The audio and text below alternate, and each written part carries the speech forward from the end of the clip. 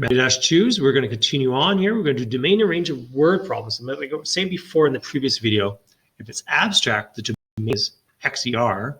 Sometimes the range is YER, but sometimes they have a max or min values. But for these kind of more descriptive problems, once talking about real world things like taxi companies, buying shirts, profits, revenue and stuff, or balls flying in the air and stuff, there's going to be an end point. There's going to be a beginning point to this these functions where some numbers just don't make sense, like having negative miles driven in this question here just doesn't make any sense. Or there's a maximum distance of 100 miles, right? Before they just don't bother transporting to where you need to go. So there is a limitation here. So first of all, what I'm going to do is using the equation. You don't have to use the equation. You can actually use the graph to do this, but you can use the equation. If you have 10 bucks, I'm just going to write this in here.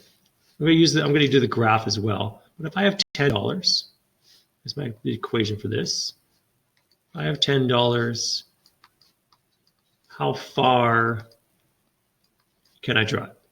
I'm looking for M here, so I'm going to solve for M. So I'm just going to rearrange this. I'm going to minus over the 2.5. Okay. So if I do that first, I get 7.5 times 10. Oops, not times 10. I don't know what I'm doing there. And then it's equal to 1.10 M. And then I'm going to divide by M on both sides. So divide by the 1.1.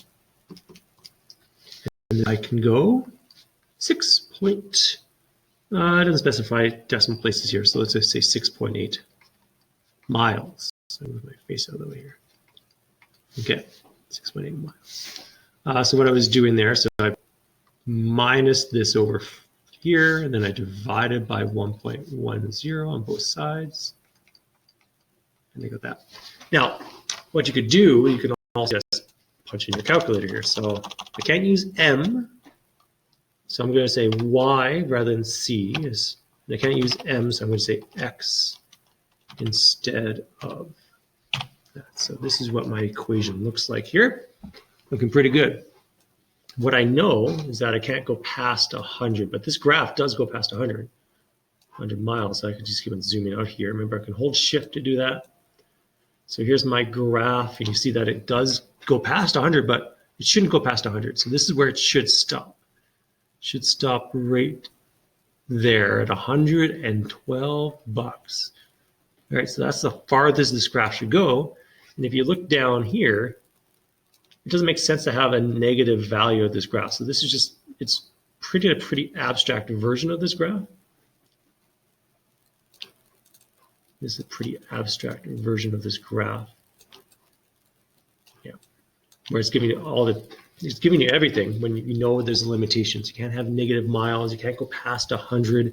So there's the top and a bottom. There's the sides to the graph that we have to worry about here. Before I do that, let's just kind of sketch what this looks like.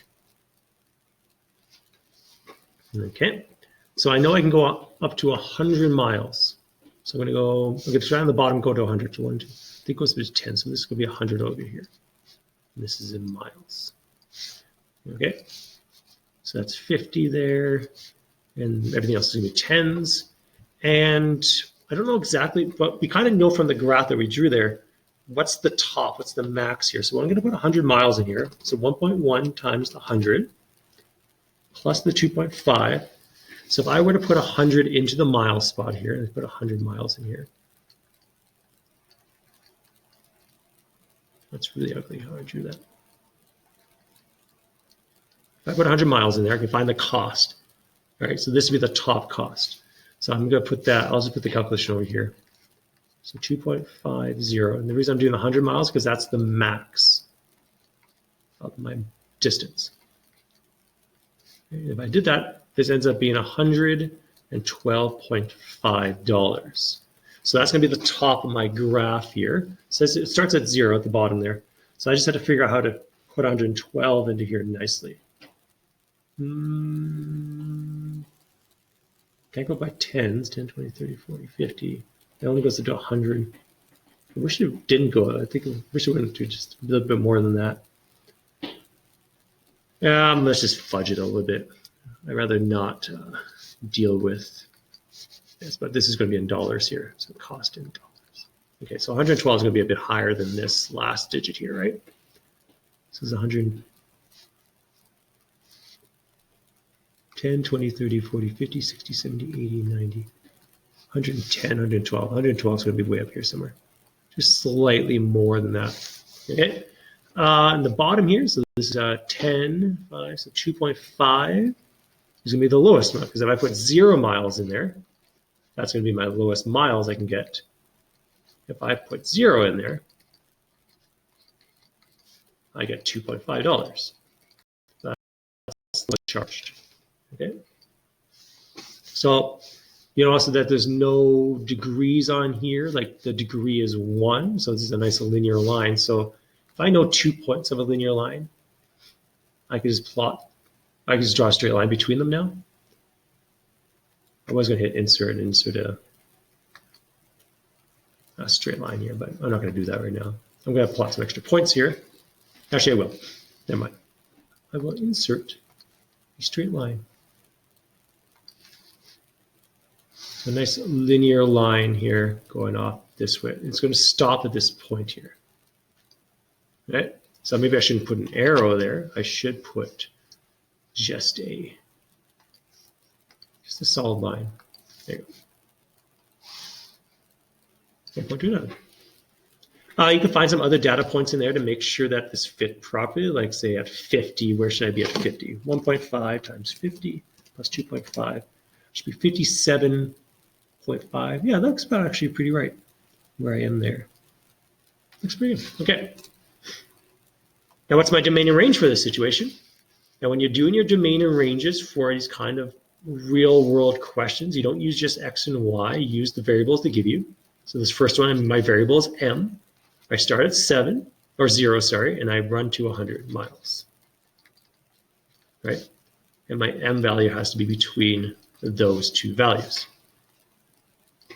You put MER there. I'm not going to be too much of a stickler about that part. My range here, this is now the cost. So my lowest value is 2.5. My highest value is 112.5. Put those zeros there. And my money has to be in between that. There you go. Looking pretty good. Actually, I'm going to label this point up here so that, see where it is, 100, 112.5. And this point down here is 0 and 2.5. There you go. Cool. I know it's 3 pages, but it's really pretty easy. Okay, so here's a graph. The following is a sketch of this graph of a 10-meter high cliff. Oh, jumping off a 10-meter high cliff. Oh, sorry, I put 100 meters in here for some reason. We just cut down this. So that doesn't say hundreds, this is up to 5 here. And then it hits the water 1.9 seconds later. So you could see here, this kind of looks like 1.9. 1, 2, 3, 4, 5. Yeah, that looks like 1.9 because it'd be 2, 4, 6, 8 halfway between. This is 1.9 seconds. Okay. Determine the domain and range of this situation. I drew more to this graph, kind of purposely. Not really. I drew more to the sides of this graph because just to fool you, where the domain, which is my time, doesn't actually have negative time. So this part of the graph doesn't exist. And this part of the graph doesn't exist. Because I hit the water, I'm going to assume my time stops. So I'm going to start at 0, I'm going to run to 1.9, and then I'm going to have that. Now my range is a little bit harder to do the range given the graph here because I don't know exactly where the top of this graph is. Top of the graph could be just a little bit more than 100, like 101 or something. No. Actually, just slightly more than 100. If this is, or okay, no. If this was 100, this would be like 101 or something, but it'd be like 10.1 or so. But I know the lowest point is 0. I'm going to say 10.1-ish meters. There you go. This is a bit nicer because this is that actually gives you the graph. So I'm going to plug this into my calculator, my Desmos here. Let me just punch that in there so I can see what the graph looks like. Remember, don't use D's, use X's for your input variable. And it won't pop out H, it'll pop out Y's for us. Let's see what we have here. So here's my graph of a dolphin. Here's a zoom in nicely here, make it a little bit nicer. So it goes all the way over to 10, the highest is 5. So if I were to graph this out, I could say that I want to try to use as much of the graph as possible here. So I'm going to go right up to 5. I'm going to go right over to 10 here. So each one of these little major ticks I just drew is 1, so I go up by 2s. So my top of my graph, if I looked at that graph again, the top is right up here, so it's 5, 5. So right at the very top, and then it actually crosses a 10, 0 down here, and 0, 0. So it's got this, what we call parabolic shape. It's opening downwards. It's quadratic. I know these 3 points here. I can plot this out. Now, if you want more data points to plot, you can go into here, do Desmos, and you go to the table. So you hit that little,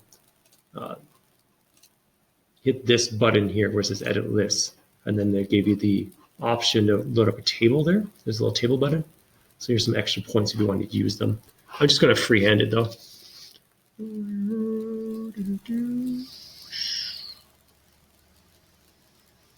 Looks pretty good. I'm going to label my axes here. I got my D axis, got my X axis, got my H axis. There you go. What's the maximum height? Well, the maximum height, right up there, 5 meters. I think it's meters. H represents height. Oh, it doesn't specify if it's in meters or not. I'm just going to assume it is in meters. Okay. How far did the dolphin jump? 10. Again, I'm going to assume it's in meters again. Okay. What's the domain range? So my D values go from 0 all the way to 10.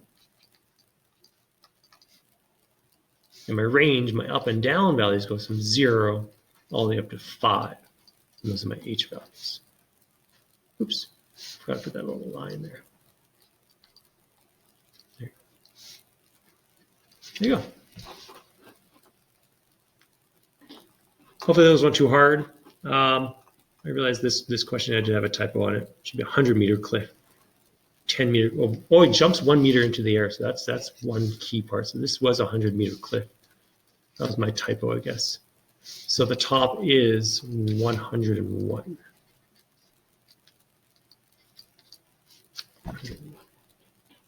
Okay. No. See you next video.